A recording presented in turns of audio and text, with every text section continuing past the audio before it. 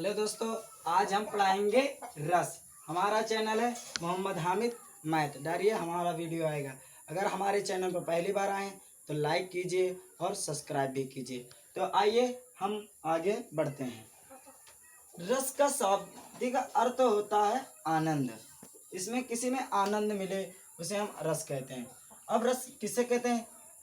काव्य को पढ़ने या सुनने से, जैसे किसी काव्य को हम पढ़ते हैं या सुनने में जिस आनंद की अनुभूति होती है उसे हम रस कहते हैं। जैसे किसी काव्य को हमने पढ़ा, उसमें जो सुनते हैं या उसमें जो हमें आनंद प्राप्त होता है उसे हम रस कहते हैं।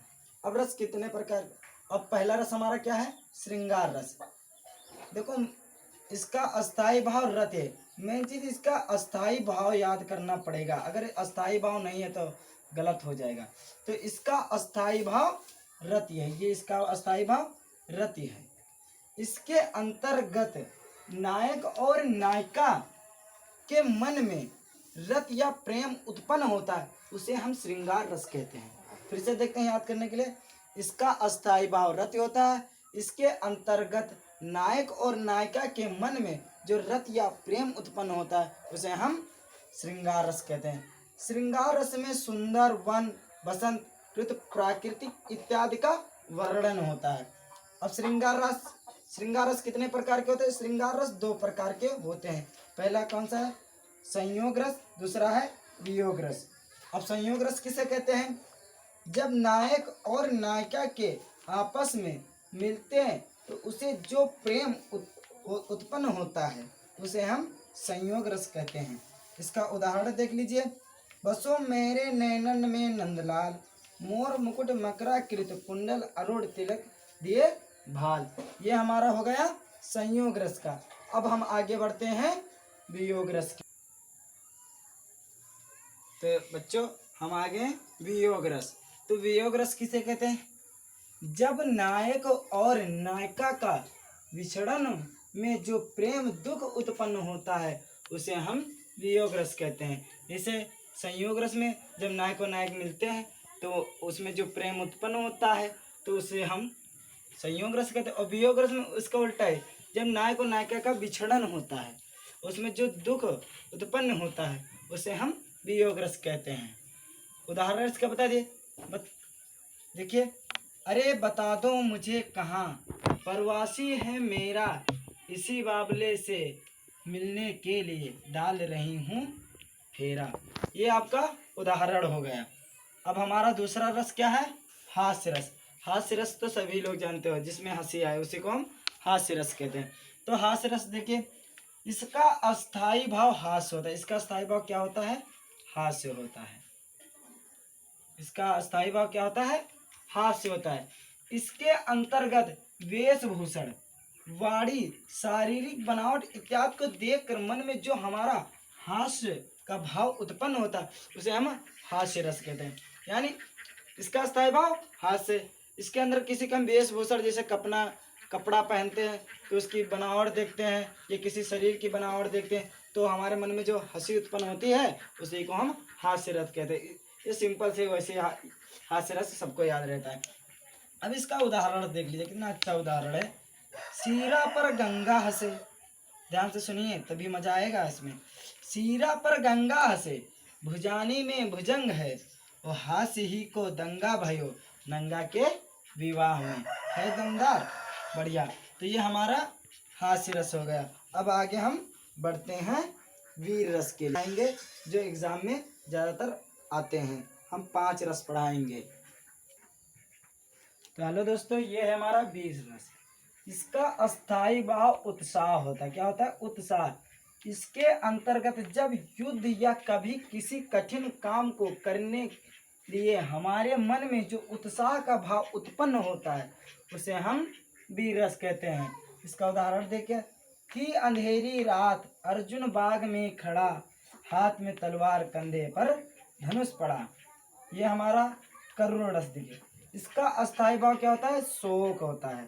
इसके अंतर्गत किसी प्रिय वस्तु का विनाश, किसी अपने से बिछुड़ना इत्यादि के कारण हमारे मन में जो दुख का भाव उत्पन्न होता है उसे हम करुण रस कहते हैं। इसका उदाहरण देखिए, सीता गई तुम भी चले, मैं भी ना जीऊंगा, यहाँ सुग्रीव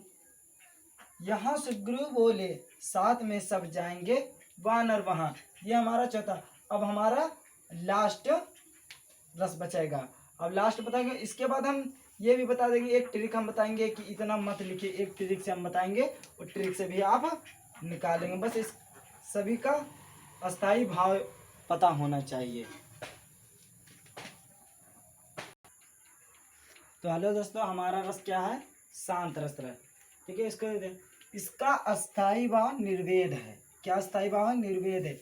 इसके अंतर्गत ज्ञान की प्राप्ति या संसार में वैराग्य होने या प्रभु परमात्मा का ज्ञान हो जाने पर जो भाव मन में शांति प्रदान करता है उसे हम शांत रस कहते हैं।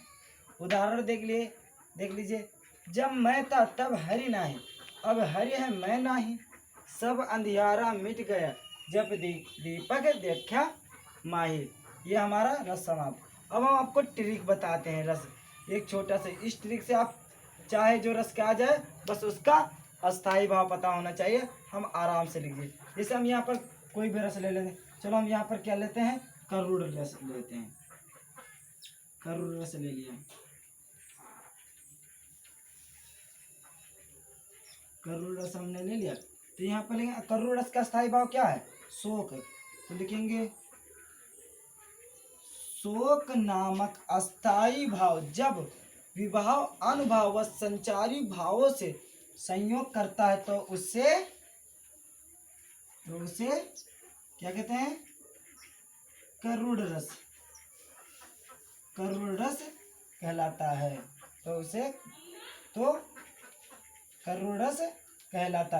ये हमारा ट्रिक है। ऐसे अभी दे दे, जैसे शांत रस का ही दे दे, शांत रस का दे दे, तो क्या लिखेंगे? अब इसका स्थायी भाव क्या है? शांत रस का निर्वेद। तो लिखेंगे निर्वेद नामक अस्थाई भाव जब विभाव अनुभाव संचारी भाव से संयोग करता है तो शांत रस कहलाता है। बस मतलब सबका अस्थाई भाव पता होना चाहिए, और मेन ट्रिक यही लगेगी। ये इतना समझ लीजिए, ये हमारा ट्रिक्स है। लेकिन हमने ये क्यों कराया? क्योंकि इसमें उदाहरण है, और उदाहरण आपको याद करना। अब ये ट्रिक से लीजिए, फुल नंबर आपको मिलेंगे, बट इसका उदाहरण याद करना पड़े, इसीलिए मैंने ऊपर उदाहरण सब का लिखवा दिया। मैं मेन पढ़ाया हूँ जो एग्जाम में ज़्यादा पूछे जाते हैं। रस तो कई प्रकार, भक्ति रस होते हैं, वातलस रस होते हैं, अद्भुत रस होते हैं, तीर्थर रस होते हैं। रस तो तमाम होते हैं, लेकिन हमने 5 रस यहाँ पर पढ़ाए हैं। तो अगर वीडियो पसंद है तो लाइक कीजिए और सब्सक्राइब कीजिए। धन्यवाद।